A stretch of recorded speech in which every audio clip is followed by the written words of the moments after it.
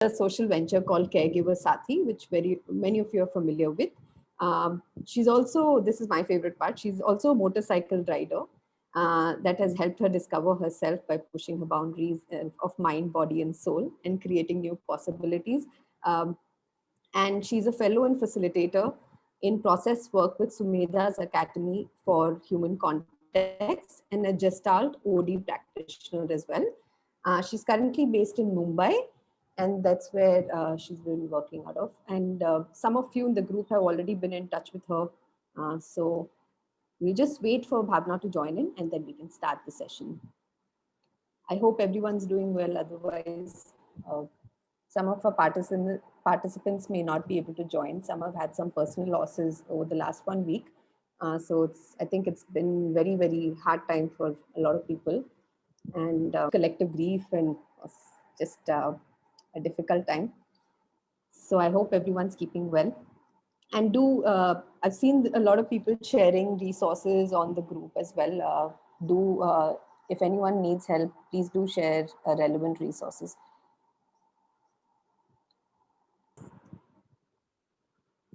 Hi, Bhavna. I've already introduced you to the group. And as many are aware of Caregiver Sathi, also let them know about how you're a motorcycle rider. And that is one of the reasons I admire you a lot. And thank you. We don't want to waste our time. Over to you. Thank you. My apologies. Every time I think I have nailed this technology thing, it kind of comes and bites me in my backside. So my apologies. And I do think that, everyone has a motorcyclist in them. So whether we are caregivers or not. So I'm hoping that whether or not you ride a motorcycle, you are a motorcyclist in your heart. And it's a lot of fun to feel the breeze in your air and the wind in your hair.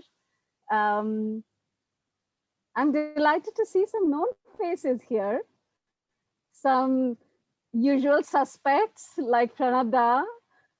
Good to see you, Sylvia. Long time no see. And many others who I hope to get to know. Thank you very much. The last week has been quite a challenge for all of us, hasn't it? So I'm going to ask each one of you to take a pause and probably take a deep breath. And with your breath, just nourish yourself, because the work that we do can be quite a draw on each of us. So if we can take care of ourselves, can we take care of so many others who depend on us in so many ways? I'm absolutely in awe of each one of you who goes out and offers the world stuff that is usually not appreciated unless there is a crisis. Unfortunately, we are where we are, and I am hoping for a new world where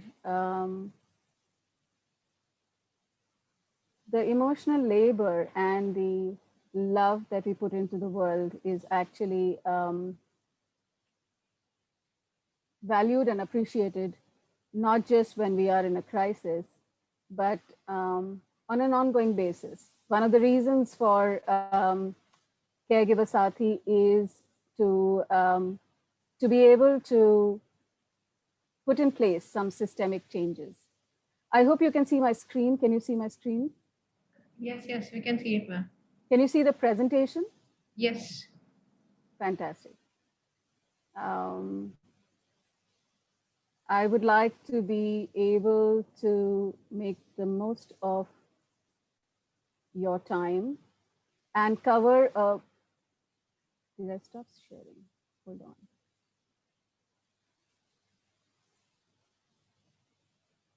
on. Okay, I think we are good now.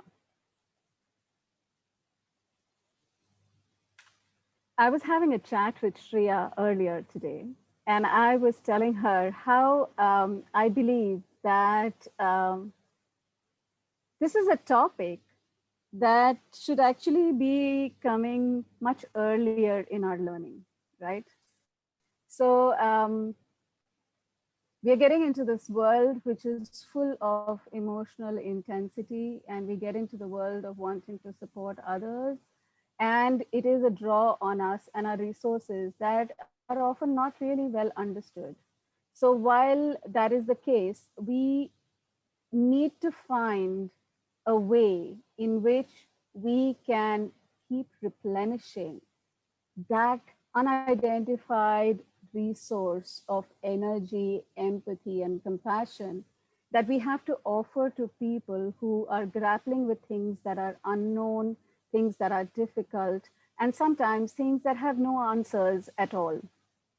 This is a very vast topic. I will try my best to give you a perspective today from the basis of the kind of work that we do and the kind of work that we have done on many occasions, learned from people like you. So I would truly appreciate your comments and your thoughts as we go through the slide. But I'm really looking forward to a conversation. And please feel free to leave your comments in the chat box, and I will pick them up as we go along to have an interactive, engaging session. Looking after yourself while affecting change. That is really the topic. And my name is Bhavna, and Shreya must have, I think, exaggerated and told you more than what I deserve. But look at this picture and tell me, who's the caregiver here?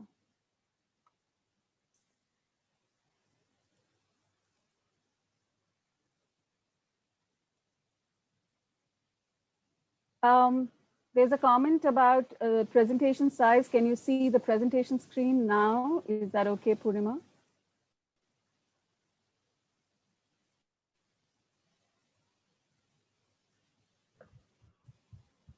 Can you please increase the size of the presentation a little bit more?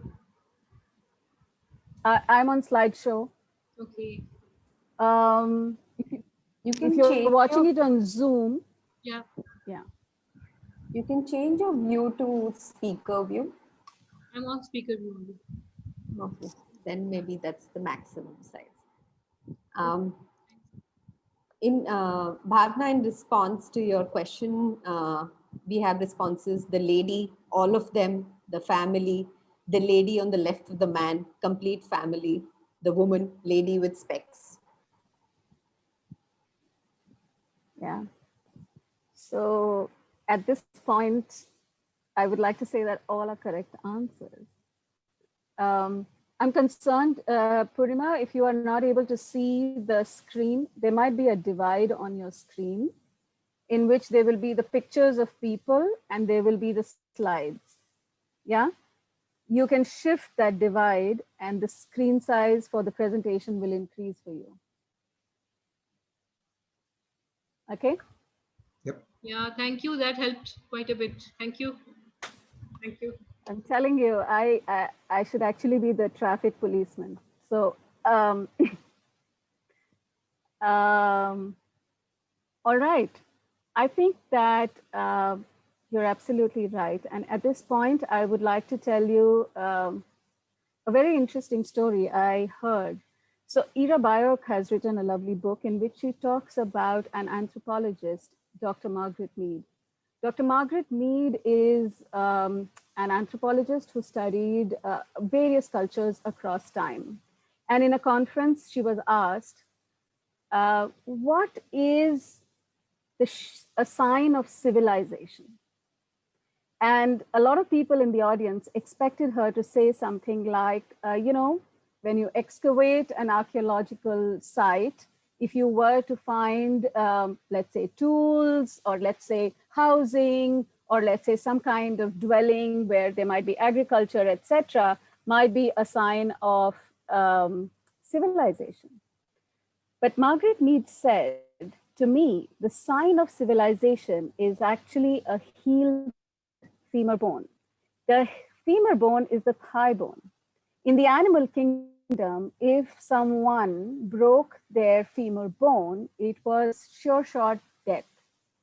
However, if you found a healed femur bone, it means that somebody else cared enough for this person to bind up the wound and take care of them till they healed.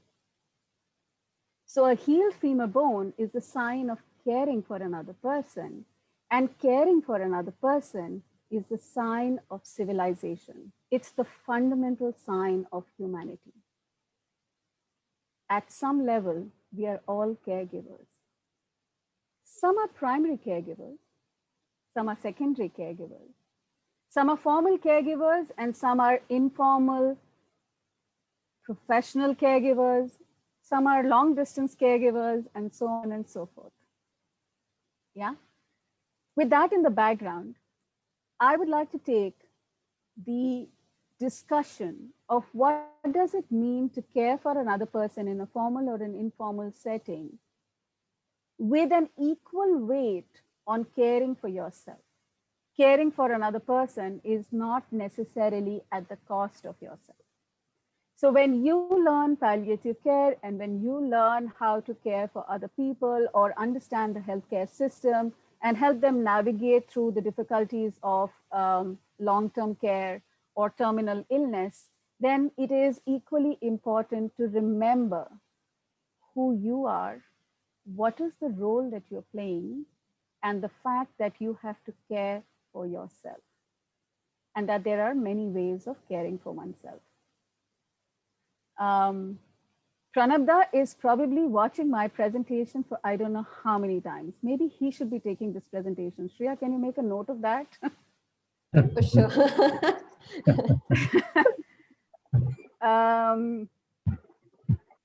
And I'm going to shamelessly take examples from his life for whatever little that I know. With your permission, Pranabda. All right.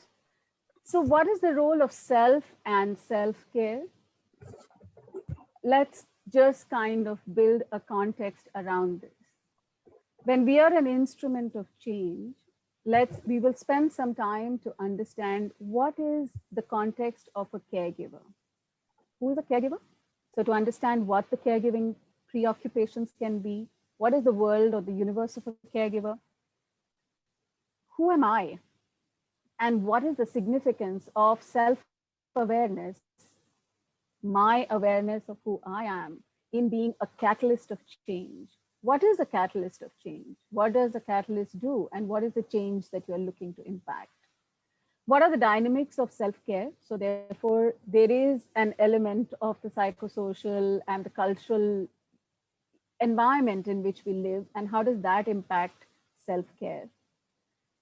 We will consider one framework of well-being. If you look at literature or if you read, listen to a lot of material that is out there, you will find many, many, many definitions of well-being. And each one of them is valid. Even the definition of health as defined by WHO, which must have been reiterated to you many times, in that it is a composite of physical, emotional, and social well-being, is equally applicable. So we will speak about one particular framework of well-being.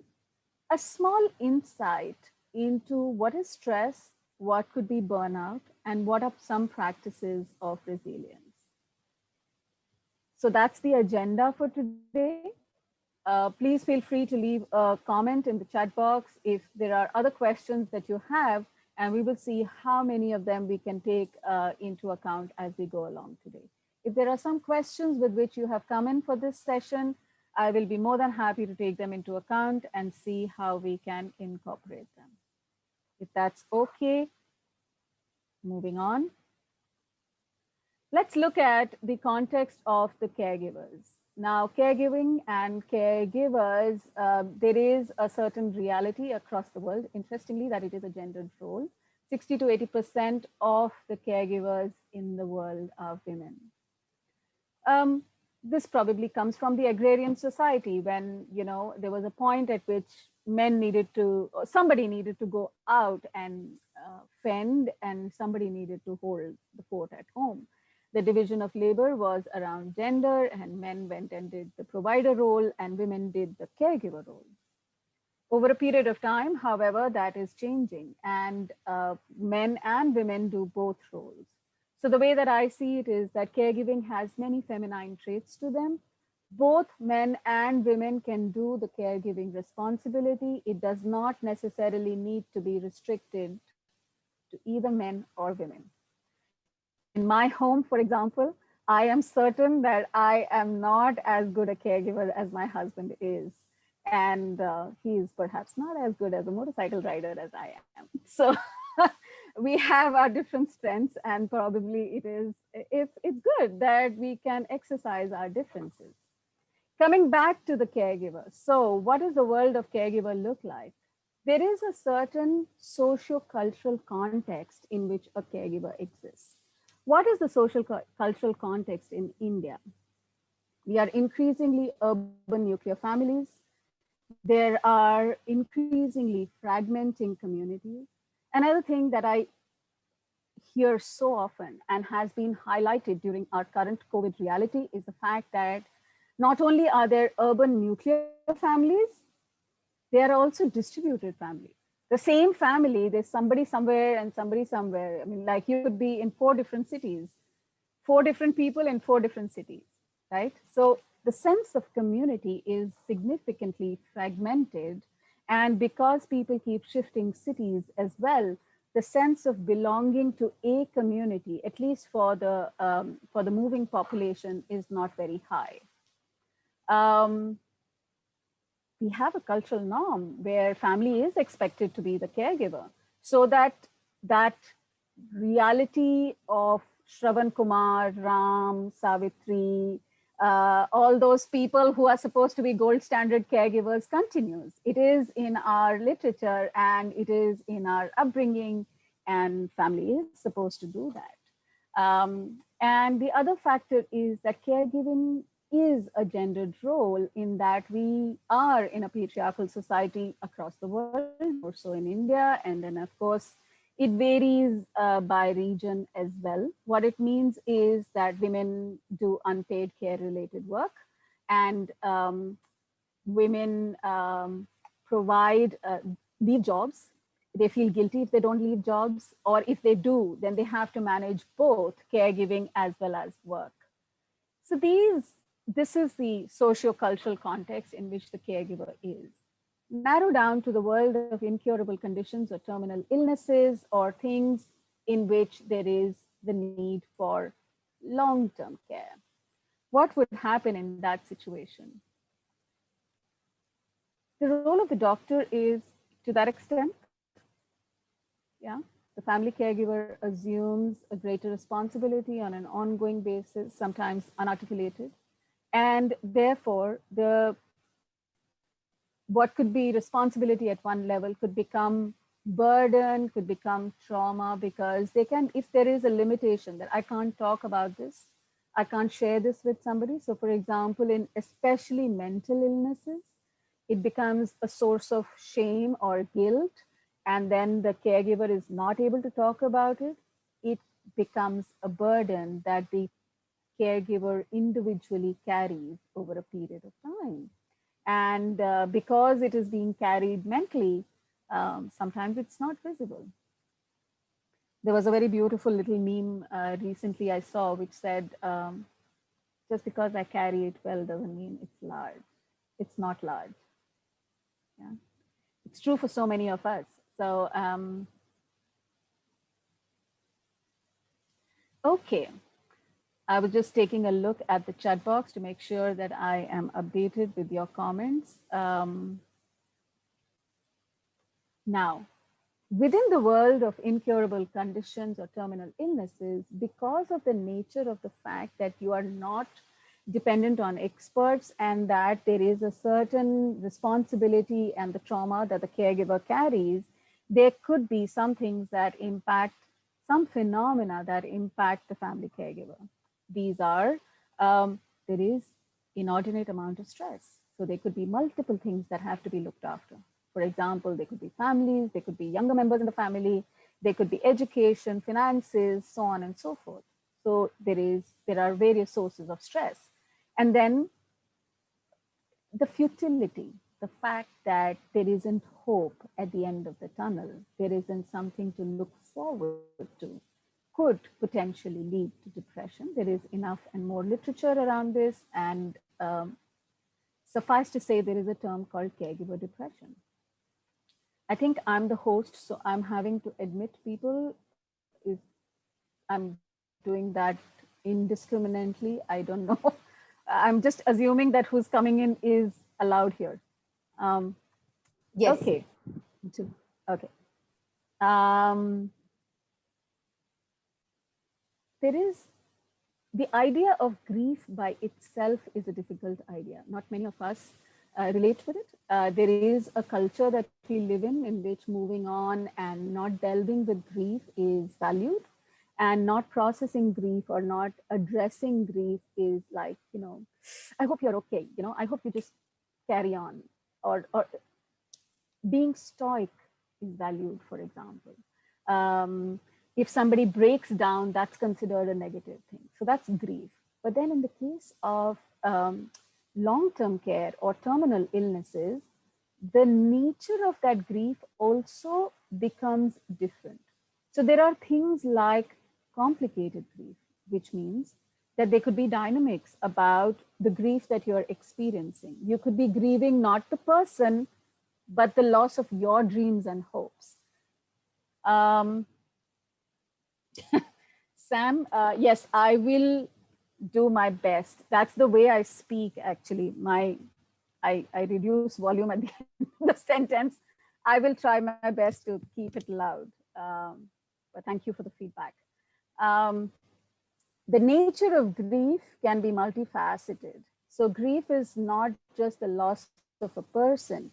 Grief is loss, could be complicated in that there could be a relationship baggage. So for example, the loss of the person could actually come with relief. The loss of a person could come with a sense of feeling joy, actually. There could be a set of people that you could feel grief for, but it could be disenfranchised grief, which means that, it's not really easy to express that you're grieving for that person. So suffice to say at this point that there are many dimensions to grief, and grief can be complicated. In the case of long-term illness, there is also a concept or a phenomena called anticipatory grief, which means that one has not really experienced the loss of the person. So for example, in the case of dementia or Alzheimer's, you are at the threshold of impending grief. And if you are at the threshold of impending grief, then there is something like anticipatory grief. There's a sense of heaviness. For example, something that all of us are experiencing right now. There is an anxiety that I don't know what can happen to who, and this can be quite debilitating. Some of the other phenomena, and one that we will speak about, is compassion fatigue. It is impossible for any human being to be compassionate at all points in time. So compassion is a practice and a reservoir of energy that you can run out of. For example, if you are constantly in this world where you are looking at pain, death, and dying, you will run out of the empathy that you can genuinely feel. And sometimes it is a coping mechanism. For people who are in the healthcare world, one of the ways to cope with something is to create a little boundary so that you can just sustain. For example, imagine getting the number of news that you're getting right now. There will be compassion fatigue. The point is for us to know that such a thing exists and how can we manage it. Not to say that I will always be compassionate under all circumstances. Finally, we seem to have built a world around us in which we say some feelings are okay and some are not. For example, it is okay to feel good and happy and joyful and smiling all the time, etc. And what that does is it delegitimizes feelings of guilt, anger, or frustration. Whereas a full human being experiences all emotions. In fact, as per the Vedantic Shastras or the Yogic Shastras, it says that a full life is one in which you can experience all the Navarasas. And Navarasas include experience of disgust and anger and what have you. So, feeling guilty, feeling angry, rage, frustration is not a bad thing. What you do with those feelings is is a choice that one will make. For example, if I know for sure, if I didn't feel angry enough at the current healthcare system, I wouldn't have built my organization. So anger can be powerful, provided it is put in the right direction. In our world, caregiving is invisible. So it is ubiquitous, it is everywhere, it is omnipresent, and yet it is invisible, right? It's in every home, and yet we perhaps don't see it. So it is unrecognized sometimes, and quite often underappreciated. We take it for granted. We don't necessarily service it, and sometimes caregivers themselves deprioritize themselves and their caregiving roles. I'm just taking a moment to look at a comment. Yeah, illnesses like diabetes and type 2 diabetes, as well as thyroid, are very often associated with extreme stress, and that can be an outcome of just holding stress on behalf of the whole system for a long time. So there is a social narrative around caregivers and caregiving. What have you heard about caregivers and caregiving? Things like seva mein hi meva hai, and that person does whatever, or forgot about themselves, self-sacrificing, and so on and so forth. And all those narratives can put immense pressure on caregivers. So there is a socio-cultural reality of caregiving, which is that caregiving is noble. It is such a whatever act, and then there is that it's a family duty, or we have a certain socio-cultural norm as if living long is more valuable than having a full life, and that puts immense pressure on people to do everything that you can do to keep a person alive, right? Which may not necessarily be, and since all of you are students of palliative care, by now you know this, that we are talking about life in your years and not necessarily long life. I will take the chat box questions in a bit. So look at caregiving in India at the intersection of three very complex ideas. First, there is a socio-cultural pressure of caregivers. Second, there are gender and role stereotypes. For example, it's a very common thing to say women or mothers make better caregivers, and they should be, women can multitask, or caregiving comes like this, etc. So there are gender and role stereotypes, which has an implication for unpaid care-related work. And when people do unpaid work, whatever it is, it tends to be taken for granted, unfortunately. When we pay for something, we tend to value it in a very different way. Finally, caregiving has a draw on your emotional resources and your psychological resources, and therefore an implication for mental health.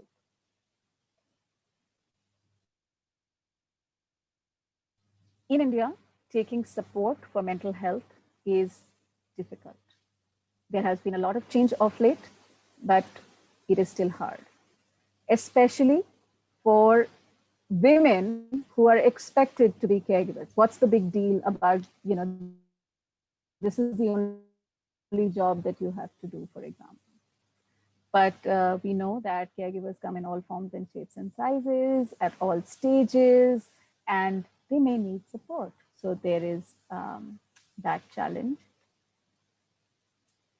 Not to burden you with this, but to briefly tell you that unpaid care related work is large. In India, women and girls do 3.26 billion hours of unpaid care related work every day.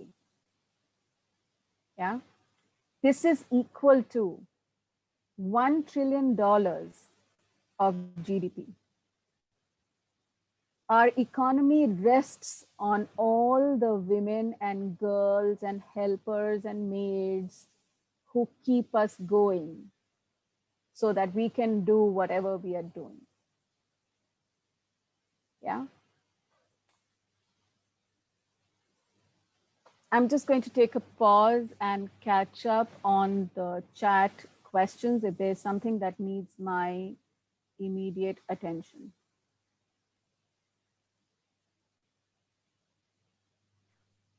Okay. Absolutely. Care of the caregiver is most important. Thank you for saying that. That's the reason for our existence. I will definitely look up, Sam, I will look up the video that you mentioned. I'm afraid I haven't seen it thus far. Sylvia, women can take the break in career or life and take on the responsibility. Say more so that I understand what you're saying. Does grief come in soothing or heal while caregiving a person with long-term chronic illness, accepting the reality? I suppose it could. So it's just a question of, Pranada, it's a question of how you process that grief. The only point that I would make is sometimes people do not acknowledge that they are experiencing grief and that they are grieving. So first step is recognizing that in your long-term care, you are experiencing grief and that then you start processing it. And then it can become a healing thing. Up until that point, it is not healing. Yeah.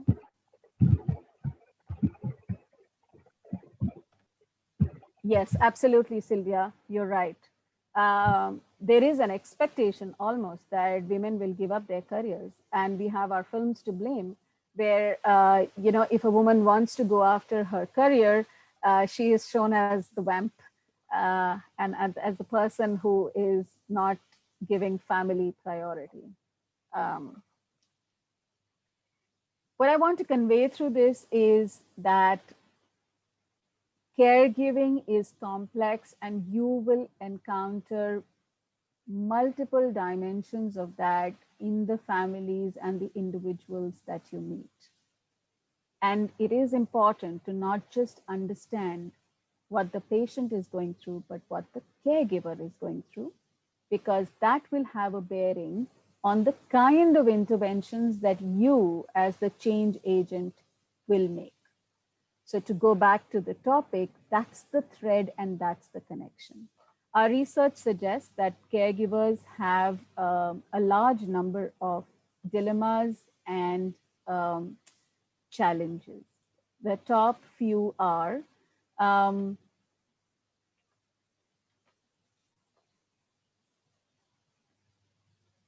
my care versus the care of the patient.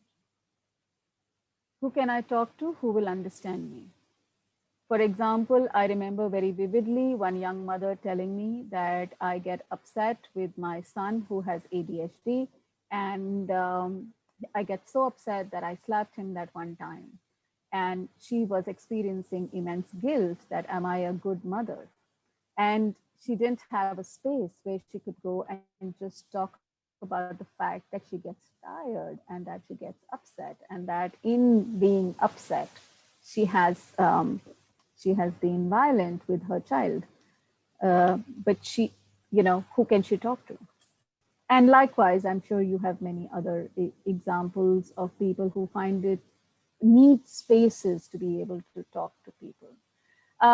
Those of the caregivers who have workplaces and they spend most of their working hours at the workplaces may find challenges in having a workplace that is sensitive to understand what their daily challenges are. The fourth biggest dilemma and challenge for a caregiver is, are you a hands-on caregiver or are you getting somebody else to do it for you?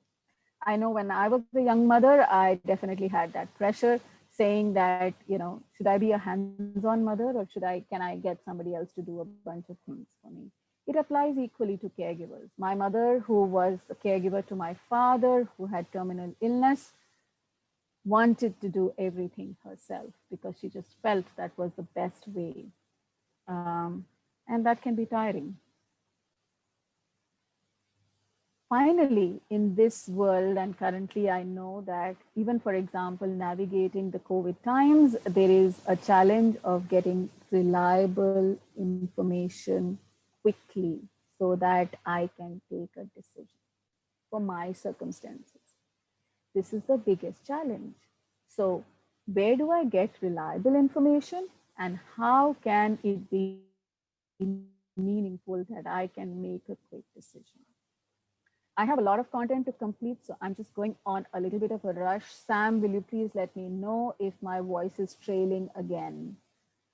I need to do some voice training, but for now, I will need your feedback. Okay. On dilemmas and challenges of caregivers, if you are intervening with a family that has a caregiver, it might be worthwhile to sit down with the caregiver and ask them, so how are you? What do you want? What is your preoccupation? Much as you do with a palliative care patient, there is the same intervention that is required with the caregiver as well. And they will have many other considerations. For example, they will have issues of finances, legal aspects, what after, so on and so forth. Can I take a break for recreation, for my, for servicing myself? And who gives me that legitimacy? For example, uh, will I be considered less of a caregiver if I took a break for myself? It is important at this point to recognize that each family member, the patient and the primary caregiver, are a member of a stakeholder map. One of the other things that you can do as a tool or practice is to recognize what is the nature of relationships that are going on for this particular family, both for the patient as well as the caregiver. What is a stakeholder map? A stakeholder map is, imagine the caregiver and the patient at the center. And if they are at the center, there is a doctor or a healthcare practitioner who is the biggest influencer. And then there are friends and family and well-wishers. There is also a colleague or a manager or somebody at the workplace from where whoever is the working person in this setup and their relationship with them. While these are individuals in that stakeholder map, they all belong to systems or organizations. So there are hospitals or whatever your healthcare institutions. There are societies, clubs, or communities that people and families are a part of that can have a huge influence on how the family sees a set of things. And of course, workplaces and organizations. What the caregiver needs is a companion or somebody who can be a coach or somebody who can handhold the caregiver through the caregiving journey and after. It is important to recognize what are the resources and tools that are available to you through technology or any other platform. And there are many resources that are currently available worldwide, but having a reliable source might be useful. Knowing what is the research around something can be valuable, and all this is in the periphery that aids or supports all the work of these people. There are a large number of NGOs, and which are the NGOs or organizations that they might be a part of, the educational institutions in the setup, and the government as a decision-making body. In the healthcare system, there are also, of course, diagnostics and pharma companies and so on and so forth. All right, I'm going to take a breath. So in the same way that we went through the previous, I'm sorry, this is not an animated slide. I did it in a rush. So look at this slide from left to right. While there is the context of the family caregiver that we spoke about, this is the context of the professional caregiver or the healthcare practitioner. Doctors are next to God or are considered for expert advice. They are in extremely constrained infrastructure. I made this slide more than 2 years ago, but well, sorry, but we are where we are. We live in a world where making money and wealth is important. And the academic training that doctors and professional caregivers go through can be long and still not complete when it comes to providing communication, empathy, etc. Training, because those are life skills. You cannot learn them in a class. You build them over a period of time. Professional caregiving comes with mental health and stress conditions. There is emphasis on technical skills, not necessarily on emotional capability. And this means that usually professional caregivers, whether it is healthcare workers, doctors, or caregivers, or the attendants, they tend to numb themselves emotionally to just be able to cope. There is burnout, there is compassion fatigue, and there is disproportionate compensation with wealth. And physicians can have their kind of depression as well. So doctors or healthcare practitioners or professional caregivers need to learn to cope and endure with stress and respond to societal expectations of being experts, and often compromising on self-care. I'm going to take a pause and ask you to comment in the chat box and tell me, on a scale of 1 to 10, how burnt out do you feel?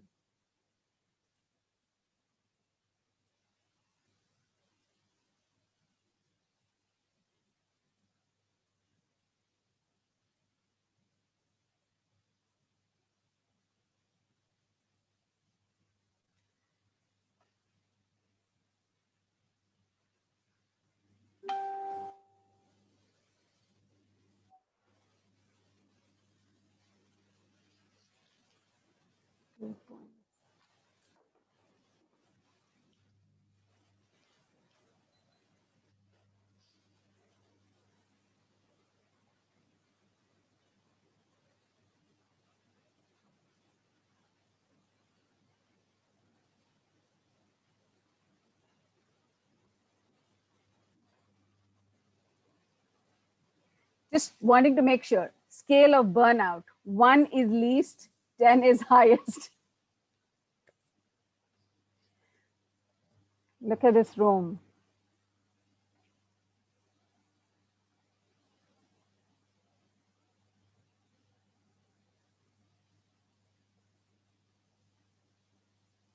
And despite your levels and experience, you're here today.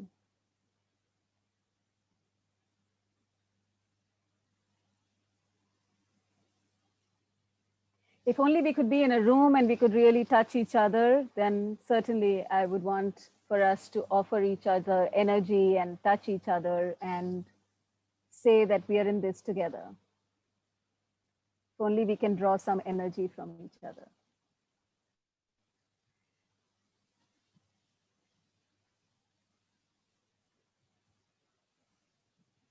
All right.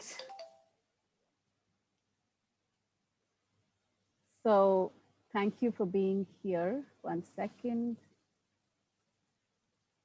Yeah, 50-50.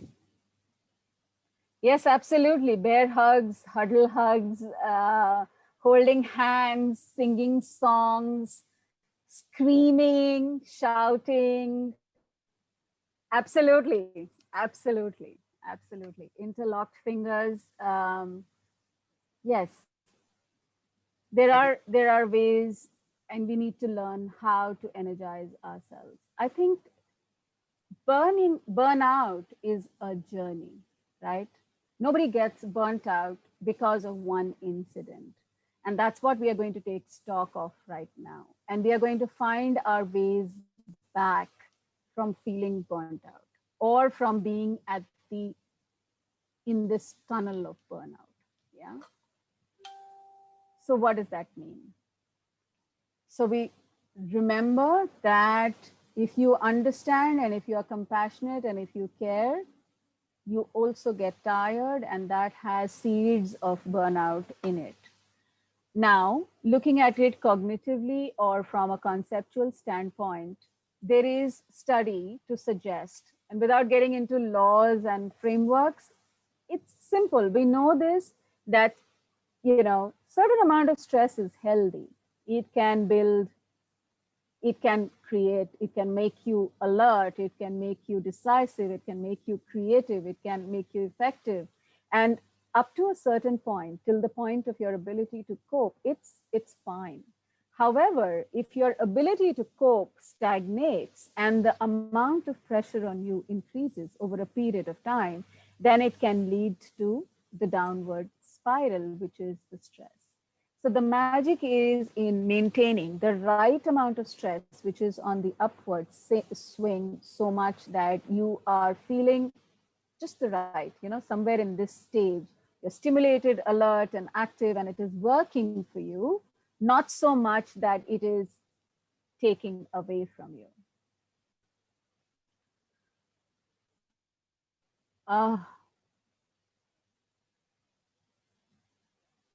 Please do take care of yourself, Dr. Huera. Would you like to take some time off from this session?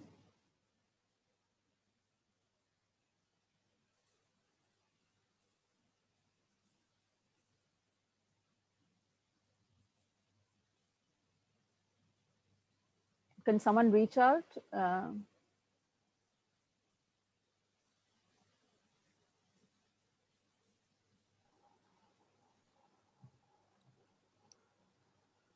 Okay. I'm trying to unmute. Connect? Yeah. She's messaged. Yeah. Okay. I can totally understand that.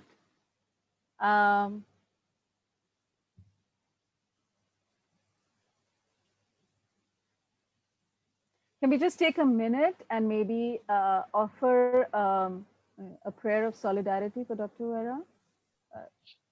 Yeah, let's do that. Yeah, I think that's a pretty good idea. Because at this moment in time, only prayers can benefit. Yeah. We offer. Here we are 40 plus here. Sister Bhavna, we are 40 plus here, and energy and strength and prayers go all out from this entire team, your family.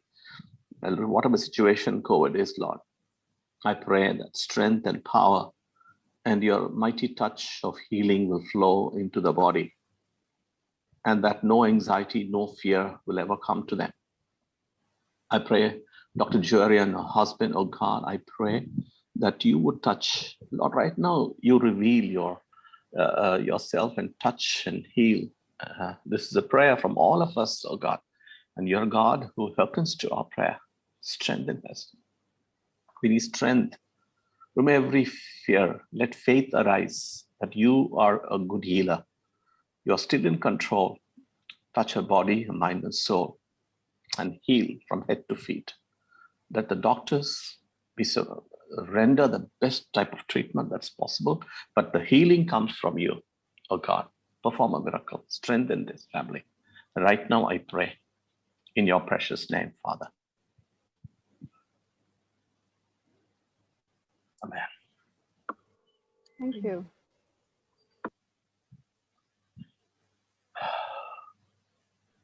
Thank you.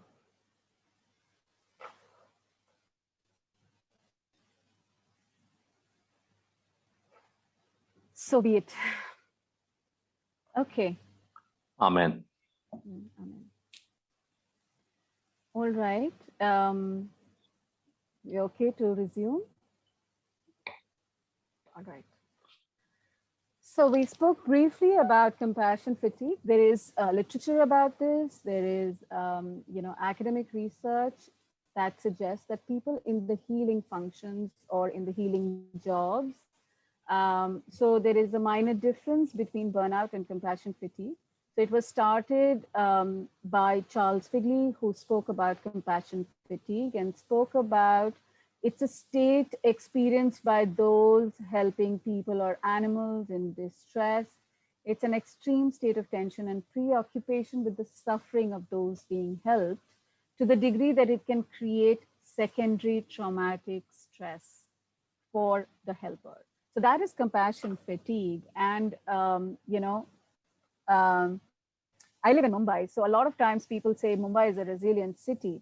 But I think Mumbai city people have seen so much trauma and tragedy that their coping mechanism has become one of numbing yourself. And, they're just so tired of pulling their emotional resources that they just go about stuff.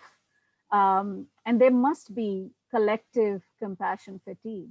And if you look around today in society with 1 year of COVID and everything that we are battling, there is certainly, there's that feeling like, oh God, now enough, right? Like let's get this over with. To some extent, that is an impression of compassion fatigue. So it might be worth our while to understand differences of compassion fatigue and burnout. Burnout is referred to an unintentional endpoint for certain individuals who are exposed to chronic stress within their working environment. So you may have heard of burnout for sports people or people in, let's say, sailing jobs or whatever. And every job comes with its Beautiful burnout. colorful. সুন্দর করে colour কর।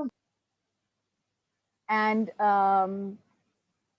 there are a variety of reasons that lead to stressors at the workplace. In the interest of time, I'm not going through this. You will have a copy of these slides for your reference, and you can have a look at that. What is more important in this slide is the fact that compassion fatigue has elements of burnout, which is exhaustion and a loss of interest. You find that around us right now. For example, some people are saying things like, we'll see, whatever happens, happens, for example, like I'm done with it. Or there is experiencing the trauma of the patient yourself or the caregiver yourself, and therefore not liking what you have to do. And this is certainly true of healthcare practitioners and professionals right now. Like, it's futile. There are a large number of symptoms that can indicate whether you are nearing burnout or experiencing burnout, and these can range from addictive behaviors to restrictive withdrawal behaviors. So it is important, if you feel, for example, if you're watching too much Netflix, or if you are feeling apathy, or if you're finding it difficult to concentrate, or not wanting to get up in the morning, all these could be symptoms of nearing burnout. And many of you reported very, very high scores. The important piece in that is for you to take a step back and say, so what are you going to do about your well-being? In the case of well-being, and this is the piece that I would like to draw your attention to, it is important to understand that well-being is a composite of who you are as an individual, the context in which you are, and what are the individual factors, the 7 elements of well-being that we spoke about, that are working for you or not working for you. Yeah, so we will talk about them. Sorry, we are going to talk about them. So what is, okay, let me just talk about this example. Why do I have this picture of a person holding a glass of water? How long do you think you could hold a glass of water? You could hold a glass of water for 10 minutes, 20 minutes, 30 minutes, 1 day, 2 days. What if you had to hold the same glass of water for a month? The same amount of stress over a long period of time, which same task can become stressful. And the circumstances or the context in which you're holding that glass can make a difference. So if I'm in an air-conditioned room, I'm sitting comfortable, holding a glass, it's very different from if I have to stretch my arm, I'm standing on one leg, I'm in an environment that has rain or extreme heat. And the context, therefore, can have an implication on my stress. And finally, which part of my well-being is working for me or not working for me? For example, am I a person who is mentally very strong versus am I a person who's physically very strong? Or am I a person who's spiritually grounded? So different parts of our well-being work for us and different parts of our well-being are sometimes our derailers. So understanding burnout in the context of the individual, the person that you are, the context in which you are, and what your well-being is becomes an important component of what can burn you out. So if looking after 10 families was easy for you, but looking after 10 families over 5 years, 6 years, sometimes 10 years can be a different ball game altogether. All right. Thank you, Pranabda. So what is well-being? Let's look at the inner core of well-being. So well-being of an individual at the personal inner core comprises of three big parts, which is physiological well-being, spiritual, and psychological well-being. This is about inward looking. This, in terms of the interface with the outside world, will have social well-being. So this is about your interactions with others, financial and legal well-being, having a sense of life and work purpose, and finally, your individual creative expression. We take into account these 7 elements of well-being and see which part of your well-being is working for you and which part is not working for you. The framework is that if you can break down your well-being along these 7 elements of well-being, then you can probably take better action. Yeah. Stress is caused when there is an imbalance in well-being, and unaddressed chronic stress can lead to mental health issues.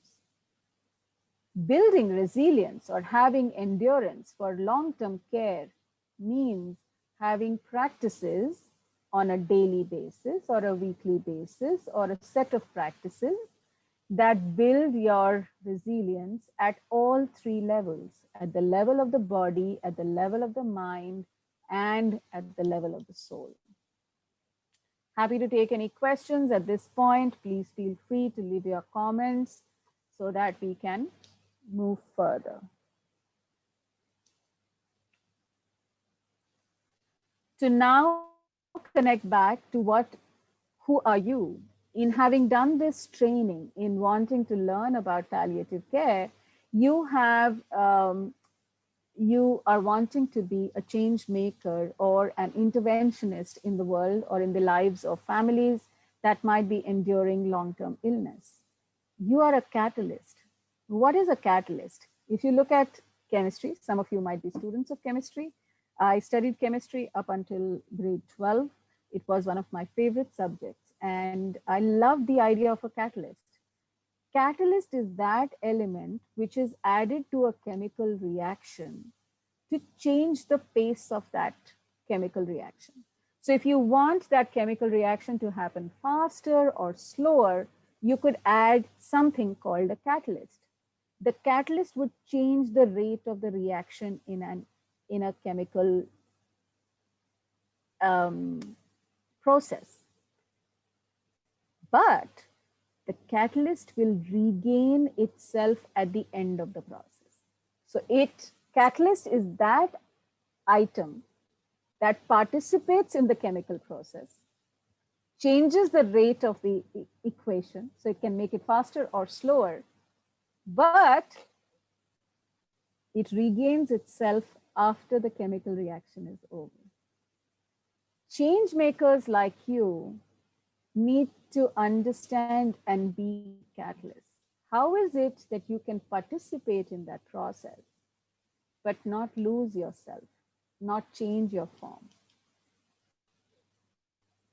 We spoke about this. It is therefore important that as any change has a context, it has stakeholders.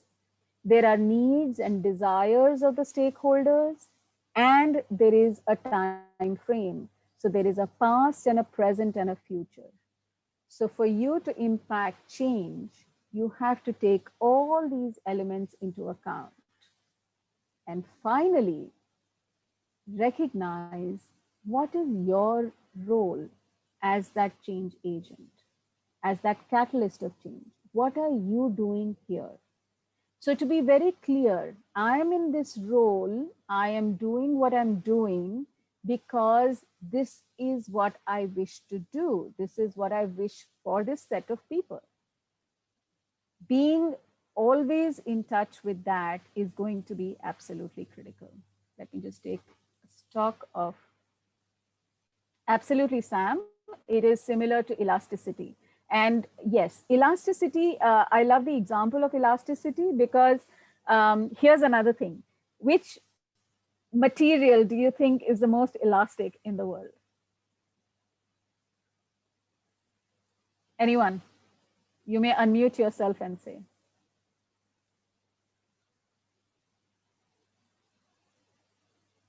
Rubber. What is the most, rubber? Anyone else? Which is the most elastic material? Huh? Mind. Mind. Acha. Yeah. The web. Material. Oh, material. Material. Material.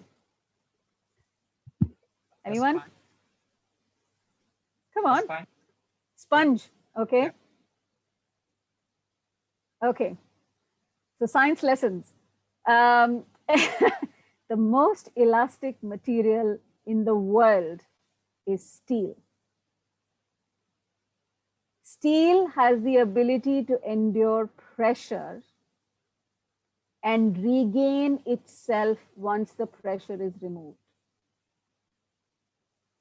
Rubber will not regain itself.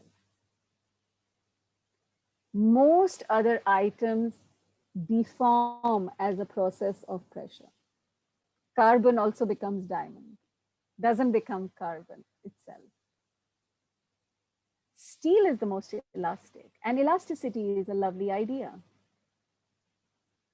Elasticity is not your stretchability. Elasticity is how do you regain yourself? And just like a catalyst and just like change makers, if there's one thing that I would urge you and I would plead for you is to remember, how do you regain yourselves after participating fully with whoever you are engaging with? Yeah? All right. The most critical thing in this is your self-awareness. If you have to be a catalyst of change, you have to be constantly understanding yourself and recognizing who you are and why are you doing what you're doing. There are some ways of doing this. Every time you take an action, go through this cycle of reflexivity, which means, who am I?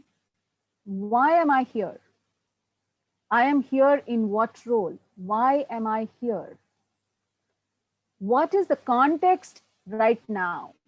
What is the environment? Not just for the family, the outside world, for me, everybody. What is the context?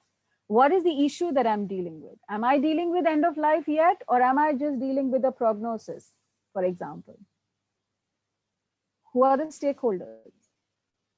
What does the map of the stakeholders look like? What is the action that I can take? Most likely you will have multiple choices. So which one will you pick? And depending on what you will pick, there will be consequences, not just for the system that you are intervening in, but also for you, because that will add up to your life experiences. There are so many change makers who will say, I did this in that circumstance and that went well. So that is good. And that didn't go well and that scarred me, right? So whatever choices you will make will affect you and will form for the next time, add to the idea of who you are. The next time you take a decision, again, review the whole cycle. Who am I? Why am I here? What is the context? What is the issue?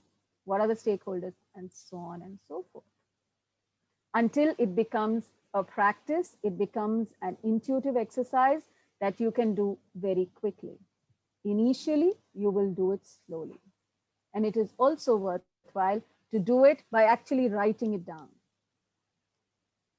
It's okay to take that pause. Any comments, questions?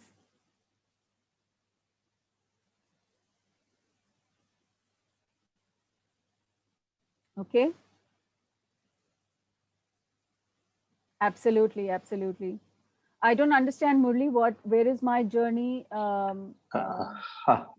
Yeah, when you said, who am I? And so many other questions following, defining me and where do I come from?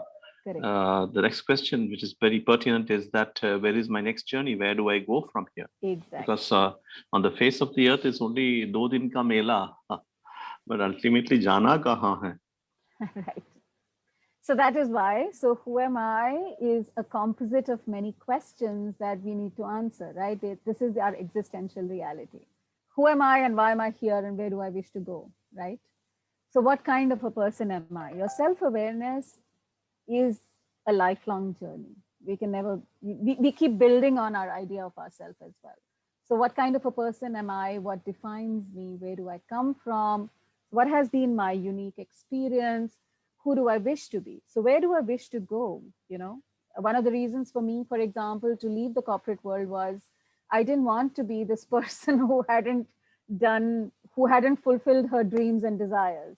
So we always have a choice, and today might be a point at which you can make a choice of where do you want to end up. What are my likes, dislikes, preferences? And very importantly, how do I learn from an experience? What do I learn? What do I pick and how do I learn? I was having a conversation with my 15-year-old and I was telling her that you can learn different things from the same incident.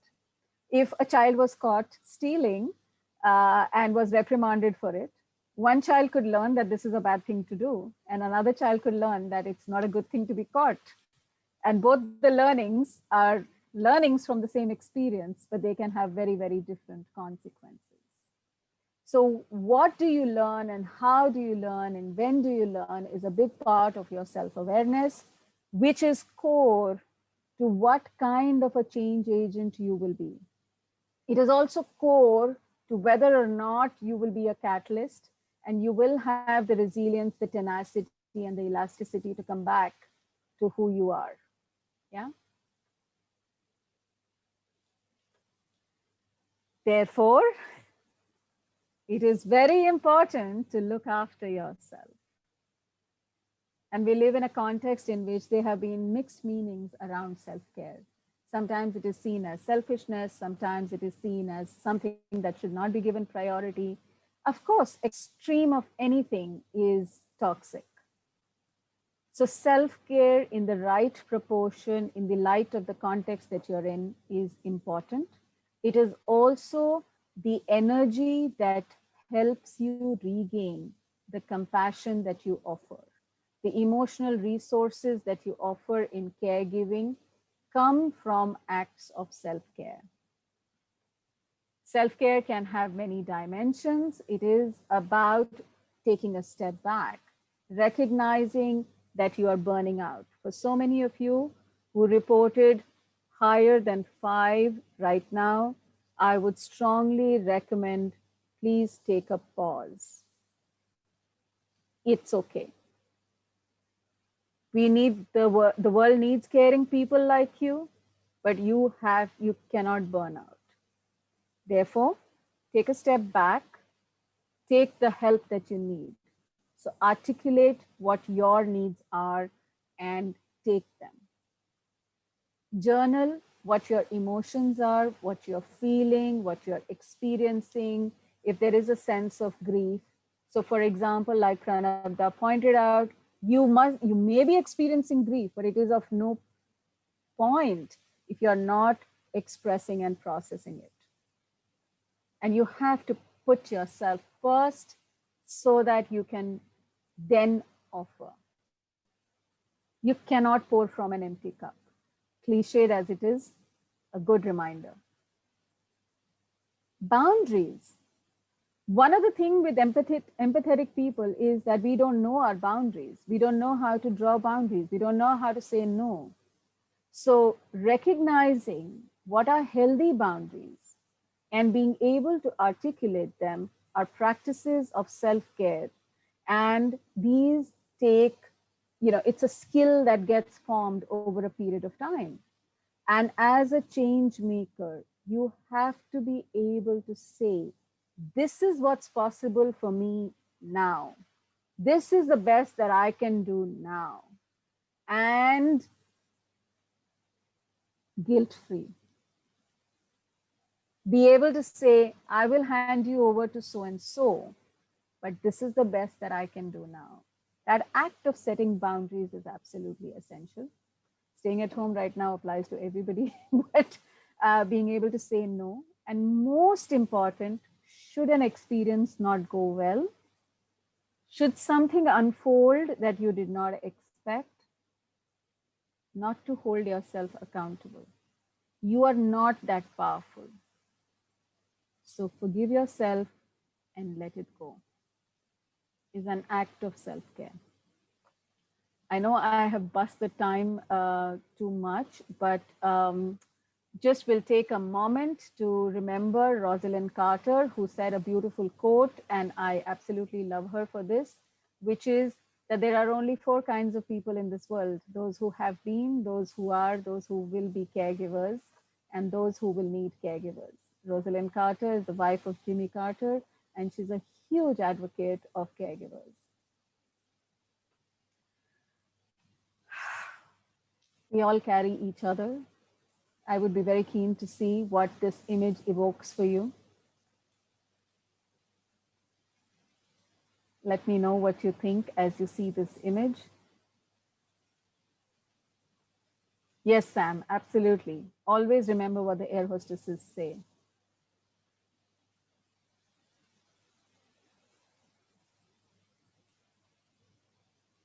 All right.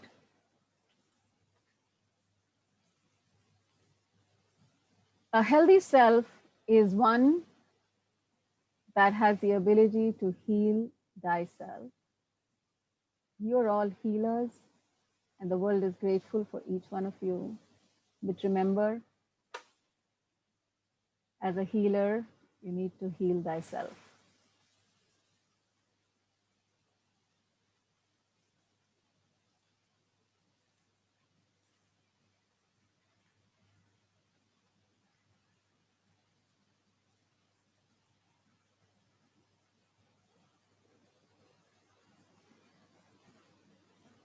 Happy to take questions.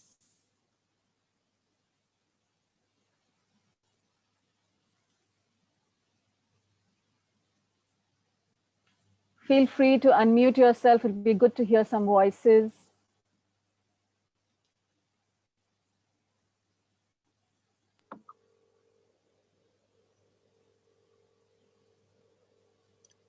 Not so much a question, Bhavna, but thank you for putting so much into context. We just tend to do, and the frameworks you've provided and the background information that you've given us really, for me at least, is setting me thinking about really being sure about what you're going in for and how you're going to deliver that change. So thank you. Yes, Pranabda. Yeah, actually, I have nothing to say. I'm speechless. But one thing that caregiving teaches, that just like a patient teaches us a lot how to live And caregiving also, as a caregiver learns how, not how to die, but how to cope with the situation, and ultimately cope with the grief that after losing the loved one. This is my own experience. Actually, I am so much engaged, and in this way, love is there and connection is there. And so I think that if the perfect caregiving is done, so uh, there will be a gift after life. Thank you very much. Thank you. I was very challenged. I was hoping I was like not doing the same thing again because you were here. How many times have you heard me? uh, so there are many aspects to caregiving and caregivers to caregivers, and I'd just like for you to think about some of these things. For example, there are dynamics around age, gender, life stage. So for example, a lot of people might think that young people are not caregivers, but actually, like I showed you in the first picture, even that little boy is a caregiver of some kind and will have an implication, a bearing on whatever happens in that family system. So there are people who are not yet caregivers, to quote from Rosalind Carter, and they will be caregivers at some point. So it is equally important to, so the way that we distinguish is that you could be actively a caregiver or you could be a potential caregiver. And you could be an experienced caregiver. I know that many of you here are experienced caregivers who've had your own journeys. And I'm so grateful for Pallium India to bring you together and be able to say that we can offer the life experience and the wisdom of your unique journeys to support all those who are actively caregiving today.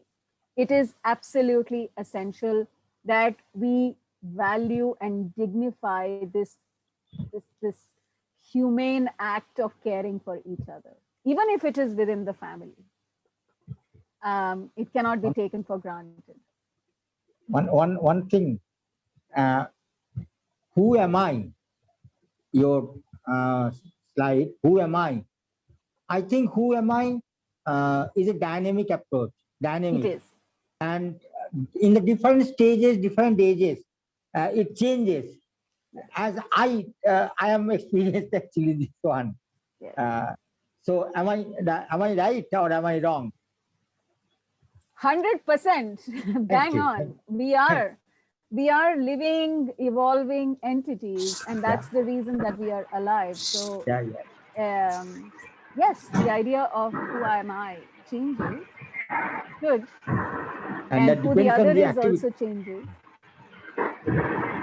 Thank you. Madam, yes. It is a very motive section. Even though it is a very motive section, it is the most difficult portion ever I have learned in Arohan. Most difficult section of Arohan, I think so. So many barriers, so many boundaries, but there is a feel. That is the self-relates to me. I am a caregiver of a cancer patient for the last 4 years. I can understand the difficulties, aspirations, etc. etc. I think it is the most difficult portion of Arohan. Thank you.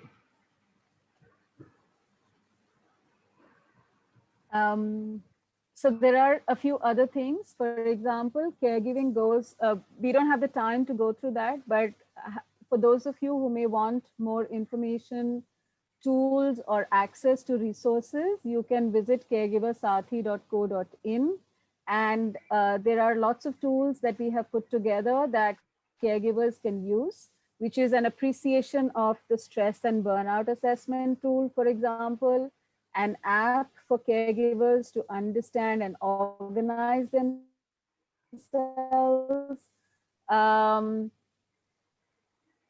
And we will Shreya will help you with access to the website and things. And also materials that you can use as well-wishers and as change agents for caregivers. So for example, learning sessions on what to do for financial well-being, for example, or what to do for psychological well-being, etc. Are some initial resources that are available through our YouTube channel or our website. Zaver here is an ambassador of Caregiver Sathi, and we are very grateful for that. And Pranabda is our regular participant, and I would be happy to address any questions, not just now, but later, should you have.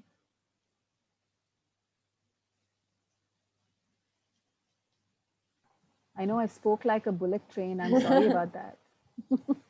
Bhavna, what do you do for self-care other than riding bikes, motorcycles, and what else? Yeah, I know. I do many things to take care of myself. I'm very fond of crocheting. So I have gotten back to my hobbies and I crochet, and I necessarily invest in my creative expression. So in the 7 elements of well-being, I think the 2 things that help us realign and manage our well-being are having the alignment of life and work purpose. So the more the work and your sense of, I'm important and I'm meaningful is aligned, the greater your sense of caring for yourself is. I feel that the work that I do is the purpose of my life. I have been a caregiver for 30 years to various members in my home.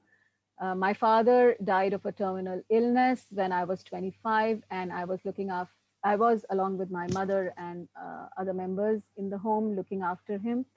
And it has been very important for me to look beyond my personal suffering and be able to offer something to the world that would be meaningful. So Caregiver Sathi is my effort to go beyond what my life experience has been. And I feel very aligned to that. And I think that's my best way of caring for myself, for valuing myself. I definitely indulge in a lot of things. I enjoy painting. I enjoy all creative arts. I like dressing up. I have many saris that I have to wear before I die. So I think I buy more saris than I deserve to.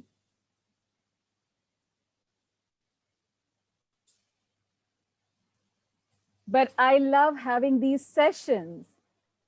So I am, yes, Sam. Yeah, thanks. That was a really interesting session. Learned a lot today, of course, like everyone's been commenting on. One of the things that struck me just a couple of days ago that I dabble a bit in counseling. So, and I also have a few clients customers who buy certain products from me. I work only with the elderly. So 50 plus is my demographic that I work on. And I came across a caregiver who's 75. She is a retired principal of a college. And her husband is a retired college principal. And he's 84. He's got Parkinson's for the last 12 years. And she, at 75, she is caregiving. So, just a couple of days before that, before I heard from her, I was kind of, going on a party, like, how long do I have to do this? I'm a senior myself now. How long do I have to be caregiving? And I said, okay, long way to go. So God just showed me that, okay, don't think that you can have fast. There's a lot of things. One of the things that you mentioned along the way was, and that's where I shared that link about the validation therapy that Naomi Fail talks about, which is basically that she deals with dementia, people affected with dementia. So she has this lady who's been non-verbal for more than a decade. She's never said a word, and she's working on that. And then she just uses, she thinks, okay, let me try music therapy, and she just sings a song which she knew that I lady think I've knew. heard that. And the lady who's spoken for so many years, she just started singing along with her and showing emotion. Somebody with neurological issues, you know how it is, the deadpan face, no recognition, all those things, the non-verbal communication and all that. So that's where two things in the last 1 week have given me hope that, yeah, there is a light at the end of the tunnel. You never know when all the effort that you're putting in, all the caregiving that you're doing, you will see one spark somewhere, a few minutes, and all the effort will seem worthwhile. So Yeah, absolutely. thanks for Absolutely. touching on those aspects. Thank you for bringing that example in.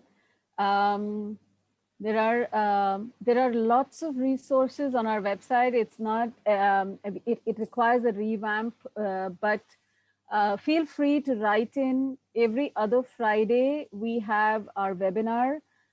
Join in, participate, give your wisdom, share with the others, and review the materials that have been put up in the past. Would love to hear from all of you, your experiences. We also do something called Conversations with Gentle Warriors. And those are conversations with caregivers. But most of all, take care of yourselves. You are special and important people and doing very, very important work. Please take care of yourselves. Demand care for yourself, not just take care of yourself. Ask others to care for you. I recently said in an interview, I have learned so much from my pet. She's a rescued dog, and she knows what she wants. So when she wants petting, she just walks up to you and says, now pet me. And right? And our caregivers need to learn that.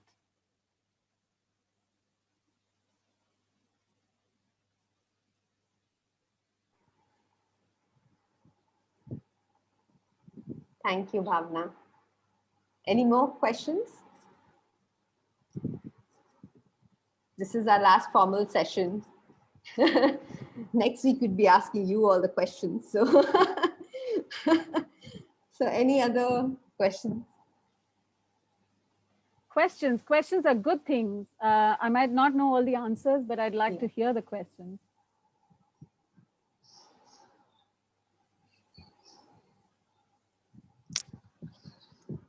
Okay, let me ask you, since no one wants to take plunge. As a caregiver, even though I've been a caregiver for a long time, I continue to be one. What I wanted to know was in advocacy, that's one of the major challenges I've been coming across in the last few weeks. Even as we are going through Arohan, and we've had a few sessions on advocacy. The challenge is to get the idea across to the ones closest to you most of the time, the family and your friends and people who business associates. Just using the word palliative care seems to be scaring them away, and they kind of put up a wall against whatever you're trying to say. Would you want to say about how something about how we could try and overcome that obstacle? Unless you give me a specific example of a specific instance, I might not be able to, but here's a general thing. There is a misunderstanding around the word palliative care. There are different meanings that people make, and people have different associations. And we know that there is a misunderstanding or an association with end of life care. And if I look at myself and my journey, I think somewhere, frankly, the reason that I do what I do is because I was faced with the fact that I might not live very long. And if I'm not going to live long, I want to make the most of the time that I have. Frankly, this was an imagination and an idea in my head. I'm not diagnosed with any illness that kind of tells me that I have X amount of time left. But I was just so afraid to die without doing what I want to do. So I think the knowledge of our mortality and the knowledge of the fact that life is limited is actually a very liberating idea, is actually beautiful, because it then kind of helps you focus on what you can do in your life. So depending on the situation that you're in, I would choose to whether or not bring up the word palliative at all, because I'm sensitive to the idea that it might have a different meaning. I could present it in different ways. I could say, you know what, I underwent a very interesting program, and pick something that would get the other person's attention, and then gently slide in, you know what, I discovered that palliative care is actually different from what I had thought all this while. I would always present any new information like stuff that I have learned, that has happened to me, as opposed to, here is something that you need to change. Here is something that you need to reframe. That's not going to go down. It doesn't go down with a 5-year-old child, so forget a grown-up. So, but this is one of the things my mother used to do with me. So I used to refuse to hold her hand to cross the road. So just before crossing the road, she would tell me, Bhavna, hold my hand, I'm feeling scared. And so I would hold her hand with a sense of responsibility. I think it applies to all of us, which is that you take the learning and you present the learning and the need that you have. So get in touch with your need and express your need. The other person will make meaning. Thank you. That was spot on. And I think, I don't know, it's just a coincidence, I guess, but my reason for getting into caring for elders was exactly the same reason. Like you said, I don't have any specific illness. I'm fit by the grace of God, and in all aspects of my life, I think I'm doing well. But the thought of not being able to finish what I set off to do is what keeps me pushing myself to the limit every time. And then I have to retract and say, okay, I'm overdoing it, and then come back and then get back into that again after I catch my breath for a while. So that helps. Actually, I was talking about what I was referring to was there are people who are caregivers to someone in the family, and bedridden people, they don't want to accept any help because, I don't know, I think it's denial. It could start with denial of the fact that somebody is they're not able to help their loved one. So they feel that, no, there's nothing wrong. No, there's no chance. My mother, 95-year-old, but her memory is excellent, and she does everything well, except for the fact that there are certain moments. So it can't be dementia or any form of Alzheimer's or something. So the denial is what puts up a kind of an obstacle to them even wanting to hear it. So unfortunately, the person who's ill doesn't get the benefit of somebody else trying to help them along the way. Sam, increasingly, I feel that an act of compassion is to let people walk their own journey and their own path. And some people will be in denial more than others. And I think it's okay. We don't have to rush their journeys. Yeah, I'm coming to realize that sooner or later, it's better to just let people have their own journey. The thing is, can you be a companion in their denial? Can you sit with them through their painful journey, whatever that, however long and however fraught with misinformation and denial it is? That is compassion. Not saying that you are wrong in your denial, but saying, I'm with you as you take your time through your denial. So learning to be compassionate towards oneself. And this is where I will say that cycle of reflexivity becomes important. So who am I and why am I here? Are you here to support that person or are you here to change that person? And if you're there to be a companion and to support that person, then it is okay for them to take how much ever time they take through their denial. And it doesn't have to follow the same path that anybody else followed. So, and that can be painful for you because sometimes you know you have all the resources, you have access to everything that should be done in a particular way, but you have to hold that back because the person is not ready. So it is not just about changing the, what you think is the right thing. Now, just because, it happens, right? I figured out art of living, so I must teach everybody art of living. I figured out this is the best thing, so I must teach everybody, like this Babaji worked for me, so this Babaji should work for everybody. That's not compassion. Absolutely. I learned this very recently when I started doing dementia care training about how you just can't make them change what is already gone, and you can't get that back. So the only way is to get into this thing where you agree with them, and then like you rightly said, that act of compassion comes along and let them be who they are. There's no point in trying to change them. We can change. We have cognitive senses intact. They don't. So we can do that, but they can't. And we have to simply watch what's happening to us. So if Yes. you're feeling frustrated, sit with the frustration. Yes. Thank you.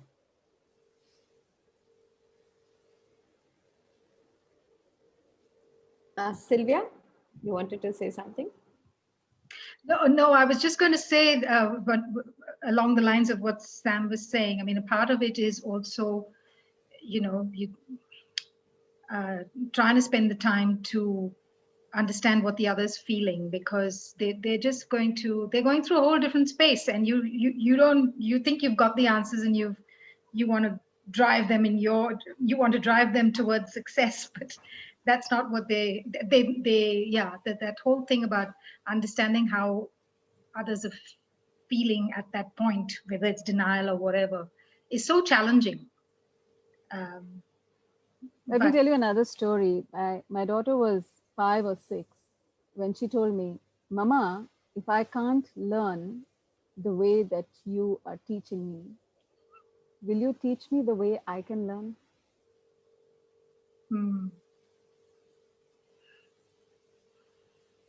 Yeah. Challenging. Yeah. So caregivers are also teachers, and caregivers are also companions. And I think making a choice of what role you are playing in that relationship at what point becomes important. So knowing that, okay, I have to slow down.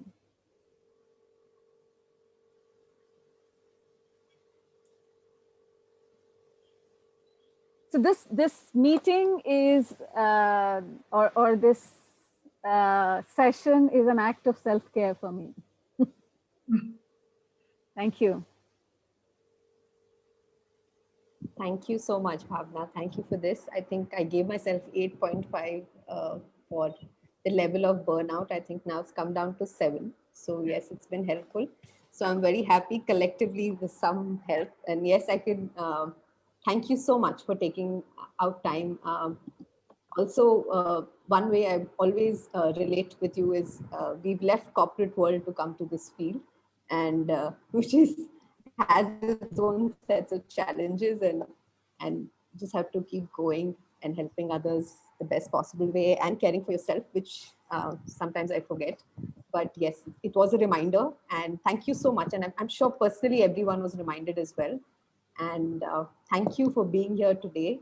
And we understand you've been so busy, and I'm sure collectively your organization is trying to help so many people out there collecting information. It's not an easy time to even take this session. And but thank you so much for taking our time, Bhavna. Thank you.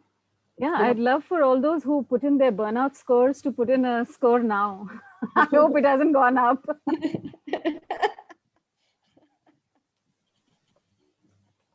Thank you. Thank you. And to the participants, this was formally our last Arohan session.